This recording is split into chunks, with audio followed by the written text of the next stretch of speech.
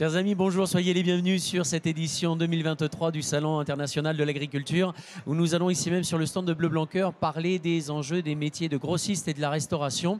Nous allons demander pourquoi il y a ce concept aujourd'hui de santé unique qui arrive en restauration, pourquoi et comment y accéder. Pour répondre à ces questions, eh bien, j'aurai en coprésentation Nathalie Kerroise que je ne présente plus et puis surtout toutes les personnes que vous voyez autour de cette table. Une fois n'est pas coutume, nous allons vous demander pour commencer de bien vouloir prendre le micro et de vous présenter en 2 minutes à peine, à la fois nous dire qui vous êtes et votre attachement et lien à Bleu Blanc Cœur. On commence par vous.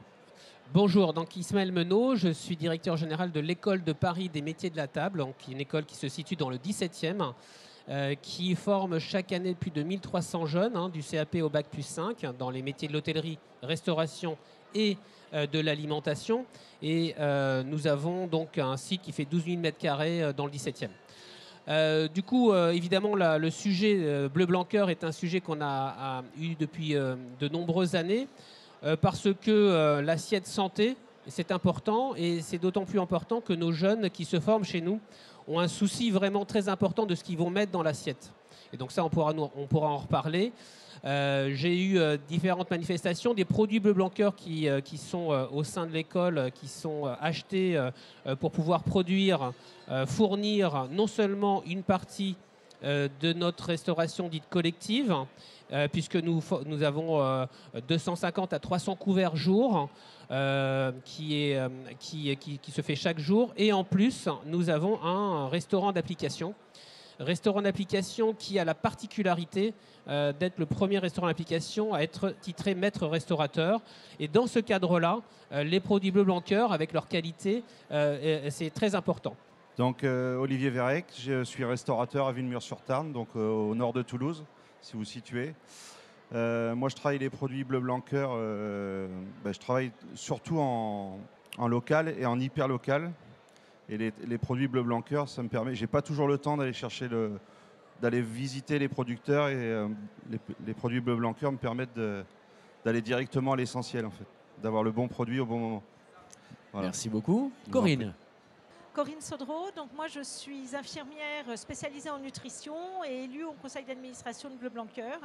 Donc voilà, je pense que maintenant ça fait une bonne dizaine d'années que je m'engage auprès de cette démarche-là, que je trouve formidable. Et donc au fur et à mesure du temps, il y a de plus en plus d'acteurs dans le domaine de la santé et donc de la nutrition qui s'engagent auprès de Bleu Blanc Cœur. Et je trouve ça vraiment très intéressant puisque l'impact santé est réel. Bonjour. Bonjour. Xavier Allez-y. Xavier Je vous en Geoffroy. prie. Enchanté, directeur général du CEPROC. Le CEPROC, c'est le Centre d'excellence des professions culinaires, l'école historique et nationale des charcutiers traiteurs, installée à Paris. Et puis, au fil du temps, nous sommes devenus une école des artisans de l'alimentation, donc des bouchers, des pâtissiers, des charcutiers évidemment, et aussi des cuisiniers.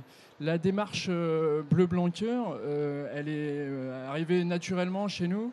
On forme des jeunes et des moins jeunes à des métiers formidables.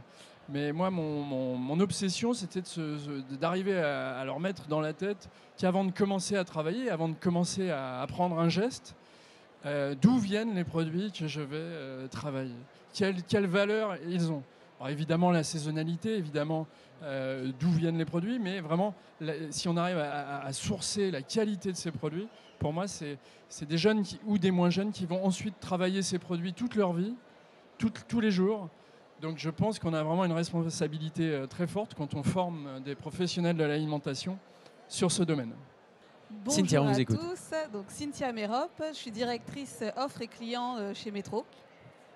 Et donc nous servons 400 000 restaurateurs indépendants. Et bien sûr, la démarche Bleu Blanc Cœur, elle sert à mettre à disposition des restaurateurs des produits d'une grande qualité nutritionnelle, la culinarité. Et donc on entame des travaux pour mettre en avant des filières et mettre en avant des produits de la qualité attendue par les restaurateurs. Merci Voilà. beaucoup. Claude Marais, pardon. Claude Marais, président des crémiers fromagers. Moi, juste un petit détail. Il faut savoir que notre profession a su renaître de ses cendres puisqu'on nous disait mort. Et puis maintenant, au lieu de 1800 en 15 ans, on est passé à 3300 entreprises. Et avec un seul élément moteur, c'est de passer à vendeur conseil. Et dans le conseil, on parle du produit. Et rien de mieux que de parler du produit Bleu Blanc Cœur. Merci beaucoup. Stéphane Layani, du coup, on va en profiter. Vous êtes arrivé avec autant d'énergie depuis que vous mangez Bleu Blanc Cœur. Pour notre part, on va vous laisser introduire justement cette table ronde. Ah, il faut que j'introduise. Non, Bleu Blanc Cœur, c'est une démarche qui m'a conquis dès l'origine pour une raison très simple. C'est que, pour moi, bien manger de façon durable, dans les restaurants, dans les cantines, à la maison, eh bien, c'est une démarche globale. Et si on n'est pas capable de comprendre que nos animaux, nos prairies, nos produits transformés ne peuvent être de bonne qualité que si on leur apporte des nutriments de qualité, eh bien, notre nutrition est plus mauvaise. C'est pour ça que avec Pierre Veil, avec Nathalie, dès le départ, j'ai dit Rungis doit être Bleu Blanc Cœur. Et en fait, en me baladant dans les allées de Rungis, je me suis aperçu qu'il y avait énormément de produits qui étaient déjà Bleu Blanc Cœur, qui faisaient du Bleu Blanc Cœur sans le savoir, comme M. Jourdain fait de la prose sans le savoir. Et donc, avec Nathalie et Pierre Veil, on a décidé d'avoir une démarche globale, d'avoir une réflexion d'ensemble. Et le stade de Gros est un stade intéressant parce que c'est une sorte de... C'est le milieu du sablier, c'est une sorte d'entonnoir. Tous les produits de la production arrivent à Rungis et ensuite sont déversés sur 20 millions de consommateurs. Et donc, on a d'abord choisi un emplacement. Et Bleu Blanc Cœur est présent en permanence à Rungis, avec des permanents, ce qui fait que la démarche Bleu Blanc Cœur est mise en avant. Et puis, surtout, et c'est ça qui est très très important, c'est que on fait des opérations de communication. On a fait une opération de communication extraordinaire avec Thierry Marx, qui est désormais président de l'UMIH, mais qui était à l'époque un restaurateur reconnu de tous. On a reçu tous les Bleu Blanc Cœur à Rungis dans notre espace événement. Et il y a une dynamique qui est en train de se produire quand on voit tous les bons produits qui sont des produits carnés, mais pas seulement, du lait, des produits de la ferme, des produits locaux. Je crois que c'est une démarche dans laquelle on peut rentrer facilement, à tous les niveaux, la charcuterie, le fromage et aussi les produits végétaux.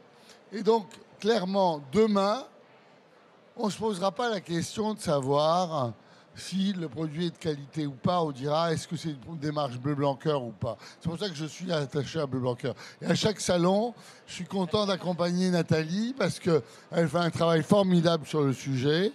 C'est très important. Je vois Marcel Bénézé qui est derrière. La restauration doit s'engager, Bleu Blanc Cœur, parce que c'est une manière facile d'aller vers le bio. Il faut déjà avoir cette démarche. Après, on peut améliorer, mettre des critères de qualité, avoir des labels. Mais la démarche Bleu Blanc Cœur, c'est une démarche naturelle. Ça fait partie du bien-être animal. Donner à manger. Vous avez des chiens, des chats. Vous essayez de leur donner des bonnes choses à manger. Ben, c'est pareil. C'est pareil. Ce qu'on veut, c'est que nos ruminants, toutes les bêtes que malheureusement on abat parce qu'on veut les manger ou dont on tire le lait, et cette alimentation de qualité, qu'on réfléchisse de façon globale à la planète, et vous verrez, grâce à ça, il y aura moins d'empreintes carbone et tout ira mieux. Donc voilà, vous n'avez plus qu'une chose à faire, c'est acheter du Bleu Blanc Cœur à Rungis ou ailleurs, à faire des produits traiteurs. Le CEPROC, qui est une très belle maison, fait du Bleu Blanc Cœur et je les félicite. Les Halles Métro, c'est formidable, c'est un de mes clients, donc je les aime beaucoup. Ils viennent de faire un 15 000 m² à Rungis. Il faut qu'il y ait quand même quelques produits Bleu Blanc Cœur dans vos étals. Les temps d'or, évidemment, Olivier, je suis sûr que tu fais du Bleu Blanc Cœur. Et le mieux, c'est quand même l'école. Et je suis sûr que Ismaël Menot promeut dans son école. Le Bleu Blanc Cœur, en tout cas à la Rungis Academy, c'est ce qu'on fait. Alors, j'oublie pas évidemment Claude Marais de Les Fromagers qui sont extraordinaires. Et c'est important d'avoir des produits Bleu Blanc Cœur dans un étal de fromager, n'est-ce pas, Claude? Voilà, excusez-moi, je fais votre boulot. Oui.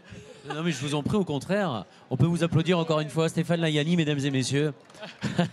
On en profite, Nathalie, pour poser la première question, je t'en prie. Merci, merci Président. Olivier. Alors, Olivier, une question pour vous. Vous avez, dans l'introduction, déjà parlé que vous travaillez les produits Bleu Blanc Cœur. Oui. Est-ce que vous pouvez nous présenter un peu plus votre restaurant et le pourquoi de cette rencontre avec les producteurs et les produits et pourquoi vous avez adhéré peut-être sur cette dimension qualité-produit à la démarche Bleu Blanc Cœur? Comme je disais tout à l'heure, moi je travaille donc en local et en hyper local. Donc les œufs, les légumes. Les légumes, je travaille avec un MOF par exemple, avec qui on va sélectionner un peu avec mes employés les produits qu'on travaille. Et la démarche Bleu Blanc Cœur me permet de gagner du temps, effectivement. J'ai pas toujours le temps d'aller faire le tour des producteurs. Par exemple, je travaille une saucisse Bleu Blanc Cœur. Moi, je suis à Toulouse, donc au nord de Toulouse, je fais du cassoulet. Voilà, et on a une saucisse Bleu Blanc Cœur qu'on propose. Et voilà, on a un produit de qualité. Oui, quand vous parlez qualité, est-ce que sur cette saucisse Bleu Blanc Cœur, vous avez constaté une différence de texture, de goût Oui.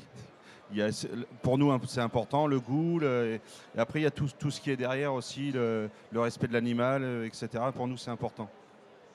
Merci beaucoup. Donc on regarde ça. Merci. Corinne, concernant justement les principes de santé unique, qu'est-ce que ça apporte à titre personnel, mais aussi à titre de la gouvernance Bleu Blanc Cœur? Alors, sur la gouvernance Bleu Blanc Cœur, je pense qu'il y a Bleu Blanc Cœur évolue énormément et c'est vrai qu'en 10 ans, depuis que je vous connais, où je suis réellement impliquée, le changement est énorme et tant mieux. Il y a de plus en plus de restaurateurs, ce qui n'était pas le cas au départ, qui s'impliquent. Les écoles s'impliquent. Et donc, ça, c'est vraiment très intéressant. Donc, ça veut dire qu'on peut consommer du Bleu Blanc Cœur à tous les niveaux. C'est-à-dire qu'en se faisant plaisir en sortant, on peut apprendre à gérer la démarche Bleu Blanc Cœur et comprendre le bon sens de ce que c'est que la bonne nutrition. Et donc, un peu partout. Et la nutrition, en fin de compte, est vraiment fondamentale pour notre impact santé. Tout à l'heure, je disais que c'était vraiment très important. Et on se rend compte que de manger en Bleu Blanc Cœur va avoir un retentissement sur notre santé, sur notre biochimie qui est fondamental. Donc c'est vrai qu'au tout début de l'histoire, on était surtout très centré sur les oméga 3, ce qui est fondamental parce qu'on peut partir du principe qu'on est tous carencés. Pour mémoire, notre cerveau, c'est quasiment que du gras. Donc il faut quand même l'alimenter correctement, donc ça tombe bien. Là, on a des personnes qui travaillent des produits gras mais de qualité. Donc ça, c'est vraiment fondamental. Mais on s'aperçoit aussi qu'on peut aller au-delà de cette démarche-là, puisque tout à l'heure, vous parliez des légumes et de la qualité des sols, et qu'on s'aperçoit qu'en fin de compte, dans la démarche Bleu Blanc Cœur, on va, ce qui était non intuitif au démarrage, enfin en tout cas pour moi, on va retrouver des antioxydants qui vont être beaucoup plus importants. Donc antioxydants, ça veut dire que c'est contre l'oxydation. Oxydation, c'est l'oxygène. Et quand on a des sols qui sont vivants, et bien du coup, on va avoir des végétaux qui vont être beaucoup plus intéressants. Et vous allez pouvoir, j'espère, le plus rapidement possible, trouver, aussi bien chez les restaurateurs et que les écoles vont apprendre à former l'utilisation des légumes. Mais on va trouver, j'espère, dans les supermarchés, de plus en plus de végétaux également au label Bleu Blanc Cœur et pour lesquels vous pourrez les acheter en toute confiance. La démarche est extrêmement sérieuse et validée et contrôlée par tout le staff de Bleu Blanc Cœur. Merci Corinne, on va passer la parole à Monsieur Menot. Du coup, tu as parlé beaucoup de pédagogie, de formation. Vous avez formé beaucoup d'étudiants. Vous allez nous dire combien d'étudiants vous formez par année. C'est vrai que la démarche Bleu Blanc Cœur, c'est une démarche en plan de progrès. Tu l'as bien exprimé, on était sur les oméga 3. Maintenant, on travaille la santé du sol pour améliorer la densité nutritionnelle de la plante qui nourrira mieux les animaux et la santé de l'homme. Donc, c'est très progressif. Il y a besoin de former, d'informer, parce qu'il y a beaucoup d'idées reçues. Qu'est-ce que vous mettez en place? Pourquoi Bleu Blanc Cœur? Et quelles actions vous souhaiteriez qu'on fasse demain avec vous? Alors, l'école, j'ai dit tout à l'heure, on a 1300 jeunes à peu près chaque année qui se forment. Je crois que de ce qui vient d'être dit, il y a un livre qui vient de sortir d'Alexandra Dalu et de Thierry Marx qui s'appelle L'assiette santé. Je crois que dans toute école, on doit éduquer. On doit éduquer de façon un petit peu générale sur l'ensemble des plans. Évidemment, ils ont la technique de cuisine, ils ont le produit aussi qu'ils doivent travailler. Mais on sait bien que notre nouvelle génération est une génération qui a un horizon holistique, en fait. C'est vraiment l'assiette holistique. Et donc, c'est vraiment... On parle de la fourche à la fourchette, mais globalement, ce qui les intéresse et ce qui donne du plaisir aussi dans ce qu'ils vont faire, et ce qui va peut-être les maintenir dans la profession, parce qu'on a aussi une crise des professions. Je pense que c'est un moyen aussi d'attirer de nouveaux talents, c'est de leur dire, voilà, vous allez faire une formation, mais derrière, il y a un agriculteur, il y a des personnes qui s'intéressent à votre santé, il y a des personnes qui effectivement vont vous permettre de travailler des produits nobles. J'étais sur le stand de l'agriculture, l'agence bio, et c'est vrai qu'on a évoqué aussi le sujet de l'équilibre général et du travail aussi respecté des différentes personnes qui produisent.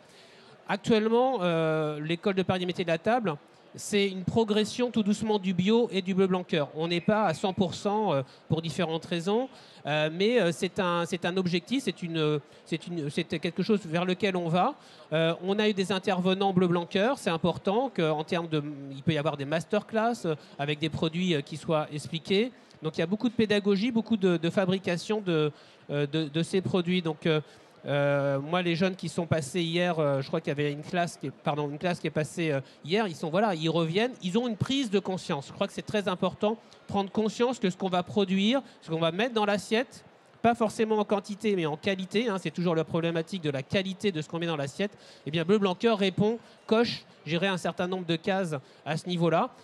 On ne fait pas une exclusivité bleu blanc cœur, mais en tout cas, ça fait partie, je dirais, des objectifs et du travail noble. Voilà, on a le poulet bleu blanc cœur, on a les œufs bleu blanc cœur, on a le fromage bleu blanc cœur, on a un certain nombre de produits qui sont issus de tous les beaux producteurs et toutes les personnes aussi qui produisent très bien. Juste un petit commentaire, vous avez dit qu'il y avait une prise de conscience des étudiants quand ils rencontraient les filières. J'imagine qu'il peut y avoir aussi un peu de synergie qu'on pourrait construire en lien avec tous les producteurs de la démarche Bleu Blanc Cœur qui ont une grande fierté à venir présenter et à transmettre. Tout à fait. Dans notre restaurant d'application, on a... alors j'aime bien aussi exposer. Je crois que l'exposition, c'est très important. C'est aussi le principe de ce hall d'exposition, par définition. Exposer de plus en plus Bleu Blanc Cœur, c'est aussi faire prendre conscience aux personnes. Et dans notre restaurant d'application, j'ai des vidéos qui vont passer sur les producteurs. Pour que alors, une vidéo, c'est une chose, c'est encore mieux qu'ils aillent les voir directement. Mais en tout cas, on travaille là-dessus pour que de plus en plus, il y ait effectivement une prise de conscience de tout ça. Je pense qu'il y a certaines personnes qui, à partir du moment où ils prennent conscience de la santé, de l'équilibre aussi, de l'hygiène de vie, parce que je crois que quand je parlais d'holistique, c'est aussi comment on va apprendre à nos apprentis de bien manger et de faire attention aussi à leur hygiène de vie. Je pense que c'est très important et c'est pas uniquement de ce qu'on va mettre dans l'assiette, c'est aussi global. Hein. Moi, en tout cas, en tant que directeur de l'école, c'est une approche globale. Ils apprennent un métier, mais ils apprennent avant tout à être citoyens et actuellement, c'est très important. Voilà, je vous remercie, je vais devoir vous quitter, mais merci en tout cas. Merci bien. Merci beaucoup. Effectivement, on a, au regard des contraintes horaires, on vous a posé beaucoup de questions et on va en venir à Monsieur Geoffroy justement concernant cette question et puis également votre établissement. Merci de nous le représenter à nouveau et puis nous expliquer un petit peu comment vous apportez dans l'enseignement justement cette filière holistique, cette façon de faire. Alors, donc centre d'excellence des professions culinaires, donc installé porte de Pantin à Paris dans le 19e. École historique fondée par les charcutiers traiteurs en 1970, donc une école qui a 53 ans et qui forme autour de 600 personnes par an. Ces personnes, ce sont des jeunes évidemment, mais pas que. On forme aussi, comme dans la fromagerie et crèmerie, beaucoup de gens en reconversion, alors, qui peuvent avoir 25, 30 ou 40 ans ou 45 ans. Comment dire les choses simplement? Donc je disais tout à l'heure, on a de mon point de vue une responsabilité très forte quand on forme des gens aujourd'hui au métier de l'alimentation. Ça part, évidemment, nous, notre cœur de métier, c'est d'apprendre des techniques pour faire des gâteaux, découper de la viande ou faire de très belles préparations. La première des questions à se poser, c'est d'où viennent les produits que je vais travailler. Est-ce que je fais des framboises et des tartes aux framboises au mois de décembre? Bon, peut-être pas. Est-ce que ma tomate farcie au mois de janvier, c'est une bonne idée? Ma tomate, elle risque de pas être terrible. Ça, c'est des choses, alors ça peut paraître un peu basique ce que je dis, mais ça part de là, on va dire. Et puis ensuite, au-delà des produits, moi je crois beaucoup aux hommes et aux rencontres et aux hommes et aux femmes qui font ces produits.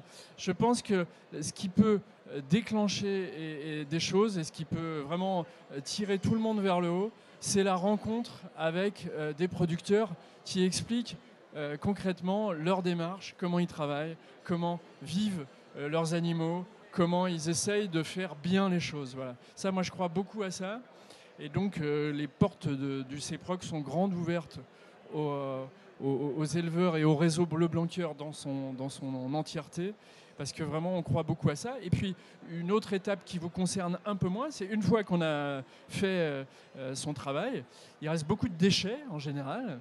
Et la question aussi à se poser, et qu'on essaye d'inculquer à nos apprentis, c'est ok, donc je vois d'où viennent mes produits, je les ai bien travaillés, et maintenant qu'est-ce que je vais faire de mes déchets? Donc nous on recycle l'ensemble de nos déchets alimentaires sous forme de compost qui viennent alimenter un jardin qu'on a mis en place au cœur de notre cour d'école, avec lesquels on produit quelques plantes aromatiques, des légumes. Alors bon, évidemment, on ne va pas concurrencer les agriculteurs, mais c'est juste pour montrer et démontrer de façon simple la saisonnalité, à quelle période de l'année pousse telle ou telle plante, et à quelle période de l'année la tomate, elle est meilleure à quel moment de l'année. En la goûtant, on le comprend tout de suite.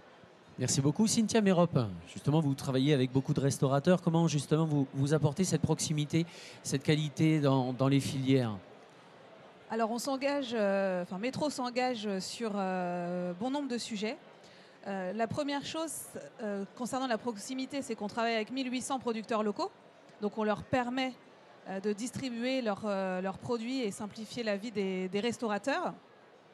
On a aussi été à l'origine, en mars 2020, d'une charte Origine France pour promouvoir l'origine France dans la restauration.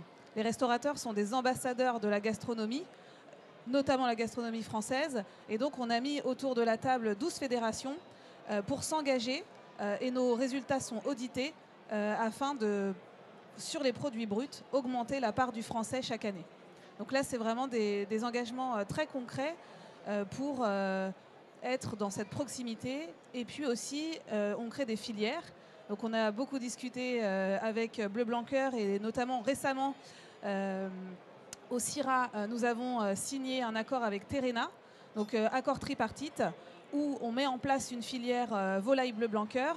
Et donc c'est à la fois la qualité du produit, la culinarité, mais c'est aussi un enjeu, et on n'en parle pas souvent, productivité. C'est-à-dire que les produits Bleu Blanc Cœur, peut-être il y a peut-être un petit surcoût à l'achat au départ, mais dans la préparation, il y a un gain de productivité pour les restaurateurs, et c'est vraiment très important à l'heure où on parle beaucoup d'inflation et de balance économique pour les restaurateurs. C'est aussi un enjeu majeur. Donc ça va au-delà de la nutrition et de la qualité, c'est aussi un gain économique. Merci de l'avoir souligné parce que c'est important.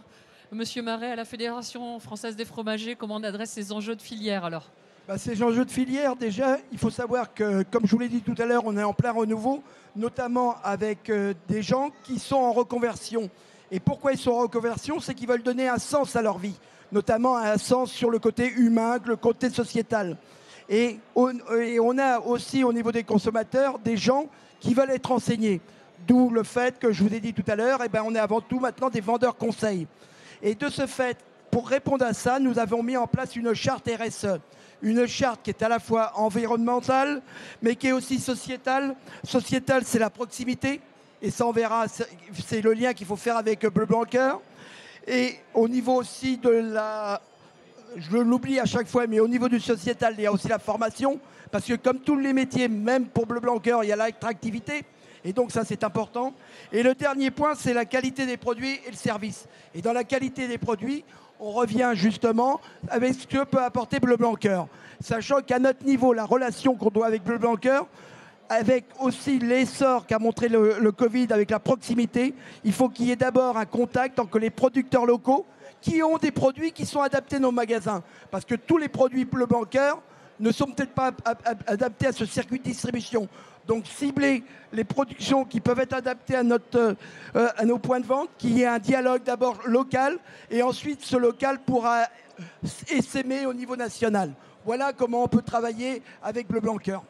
Là, on peut parler de votre vision, de vos engagements, effectivement, avec Madame Mérope. Est-ce que vous pouvez rajouter quelque chose par rapport à ce qui vient d'être dit ? Sur les engagements de proximité, nous, on peut se définir comme un marché d'intérêt local, si on peut le dire, parce qu'on a 99 halles au cœur des territoires.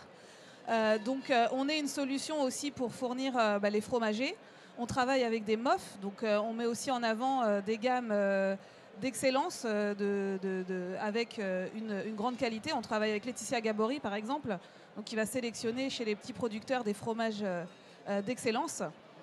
Et puis c'est s'engager concrètement et le faire savoir. C'est tout l'enjeu Enfin, il y a une forêt de labels aujourd'hui, il y a une forêt d'informations. Comment on guide nos restaurateurs, nos consommateurs pour cet engagement, pour que vraiment il y ait un engagement au cœur de l'assiette. Donc là, il y a un vrai travail, à faire là-dessus. Nous, sur nos marques métro, on enlève tous les additifs. Donc là, aujourd'hui, il n'y a plus aucun additif controversé dans nos marques. Donc on est en marque propre, clean, double effet. Mais aussi, on a un enjeu de promouvoir dans nos halles les produits qui ont une qualité nutritionnelle et environnementale supérieure. C'est la démarche qu'on a notamment sur le lait avec Bleu Blanc Cœur, engagé pour l'avenir, où là, on garantit et on communique partout la meilleure rémunération de la production, la qualité environnementale et puis la qualité nutritionnelle des produits. Donc on est, voilà, on a un gros travail. Ça tombe bien, j'ai aussi le marketing. Donc avec Nathalie, on a pas mal de projets pour vraiment faire comprendre que c'est un acte citoyen que d'acheter des produits Bleu Blanc Cœur et de proximité en général. Merci beaucoup. Claude-Marie, vous vouliez rajouter quelque chose ? Oui, juste un petit point. Quand je disais les producteurs Bleu Blanc Cœur, il faut qu'ils aillent au contact, je dis bien au contact pour dialoguer avec les crémiers fromagers. Après, en fonction de la distribution, voir s'ils vont chez un grossiste ou comment ils s'approvisionnent.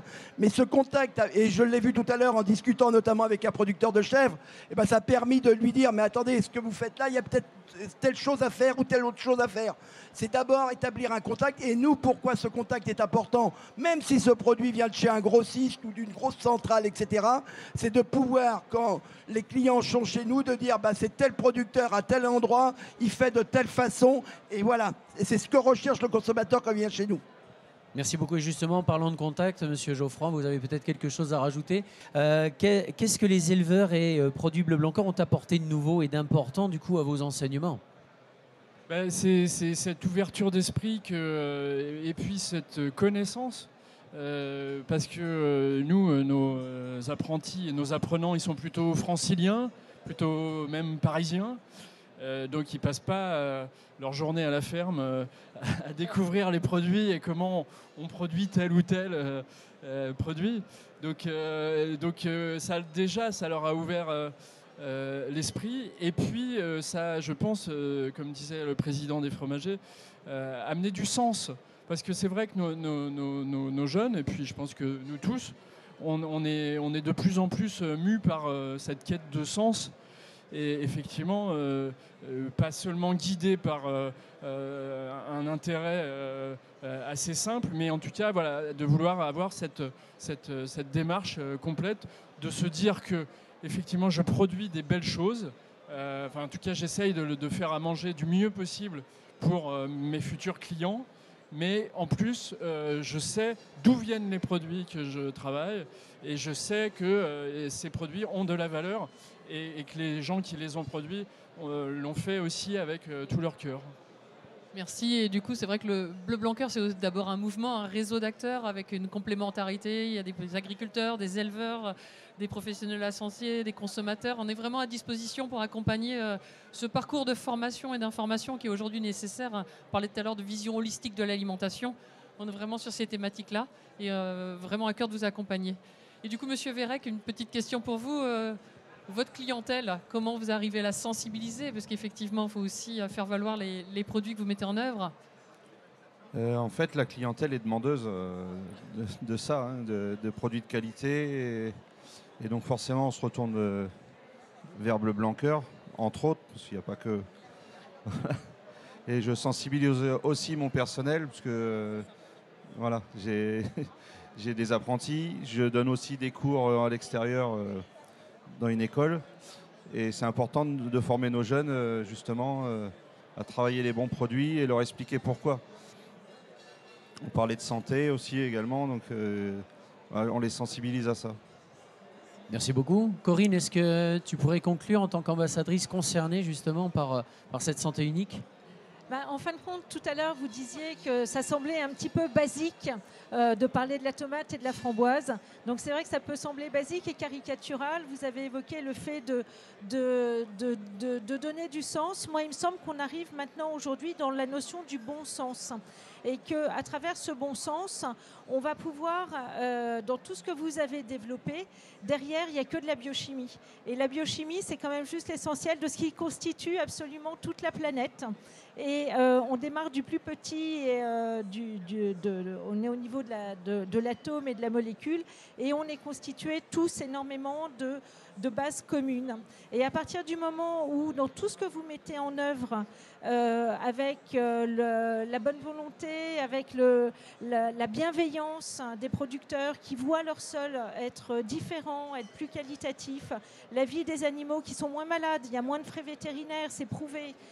Qu'ensuite, nous, on va consommer ces produits directement, que ce soit du végétal, que ce soit de l'animal, et du cuisiner avec amour. Évidemment, la santé de l'homme, en bout du bout, ne peut que s'y retrouver. Et on a en plus, tout à l'heure, ça a été rapidement évoqué, mais à partir du moment où les animaux, puisqu'on parle de la pollution, on parle de la qualité de l'air, comme les animaux sont bien alimentés, il y a une production de méthane qui est aussi nettement moindre. Donc ça veut dire que tout est une spirale réellement vertueuse et qu'au début de l'histoire, il y a la bienveillance, il y a l'amour, il y a l'observation et tout est biochimie pour que ça fonctionne dans le meilleur des mondes. Merci beaucoup Corinne, une très belle finalité, une belle conclusion de cette émission basée sur le sujet Une santé unique. Bon appétit et en Bleu Blanc Cœur.